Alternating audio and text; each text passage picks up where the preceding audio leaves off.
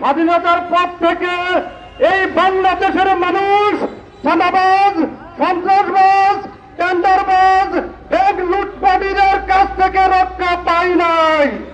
২৬ আন্দোলনের মাধ্যমে আমরা আশা করছি একটি বৈষম্যহীন, ইনসাফ ভিত্তিক, চাঁদাবাজ মুক্ত বাংলাদেশ আমরা ফিরে পাবো, যেখানে কোনো বৈষম্য থাকবে না। We want justice. আমরা কিন্তু সেটা পাই নাই। একটা পক্ষ আমাদেরকে লোভ লালসা দেখাচ্ছে, তারা নাকি বেকার ভাতা দিবে।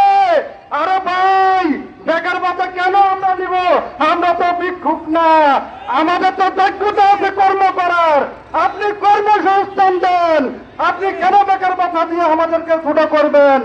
তারা আমাদের বিভিন্ন জায়গায় আমাদের নেতা কর্মীদের উপরে হামলা করে।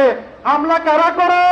যাদের কোনো যুক্তি থাকে না, যাদের কোনো চিন্তা থাকে না, যাদের পায়ের নিচে মাটি থাকে না, তারা কি করে?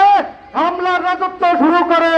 আমরা হুঁশিয়ার করে দিতে চাই, আপনারা যেটা শুরু করছেন এটার সুফল বেশি ভালো হবে না। স্বৈরাচার 17 বছর নতুন অস্ত্র দিয়ে রাজনীতি করেছে, হামলা করেছে, পরে তারা কইকে পালিয়েছে, তাদের সেই ভারতে পালিয়ে গেছে। আপনারা পুরানো সেই অস্ত্র দিয়া আপনারা ইসলামী ছাত্র শিবির, বাংলাদেশ জামাত ইসলামী, আপামর জনতা, তৌহিদি জনতাকে আপনারা ভয় দেখাচ্ছেন। আপনাদের এই ভয়কে তারা ভয় পায় না। তারা 12 তারিখ সকাল থেকে সন্ধ্যা পর্যন্ত প্রত্যেকটা কেন্দ্রে পাহারা দিয়ে ওই ভোটচোর, ওই লুটপাটকারী, ওই রিংকেলাবিদারকে বিদ্যা আঙ্গুল দেখাইয়ে সন্ধ্যাবেলা বিজয়ের তারা পতাকা নিয়ে পথ করে ইউসুফ হাকিম সোহেলের পক্ষে স্লোগান দিয়ে তারা বিজয় নিয়ে ঘরে ফিরবে ইনশাআল্লাহ। এই বলে আমি আমার বক্তব্য শেষ করছি।